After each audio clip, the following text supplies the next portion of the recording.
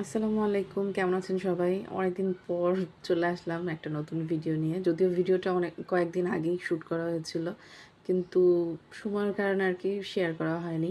তো ফার্স্টে আমি আজকে যেটা করেছিলাম সেটা হচ্ছে আমি আমার বিড়ালের জন্য খাবার যেমন মুরগির পা, গিলা, কলিজা এগুলা ওদের দিয়ে থাকি সিদ্ধ করে। তো কলিজাটা কি করি একটু ভাতের সাথে মিক্সড করে দিলে ওরা খুব মজা করে খায়। এরপর এটা হয়ে গেছে, আমি নামিয়ে নিব এখন। এরপর ভাবলাম যে একটু চা না খেলে হয় না, খুব খারাপ লাগতেছিল। তো চা বসিয়ে দিলাম। তো ইদানিং যেটা হয়েছে আমার, মানে দুধ চা না খেলে মনে হয় কি আমি চোখই মেলতে পারি না, ঘুম আসে খুব।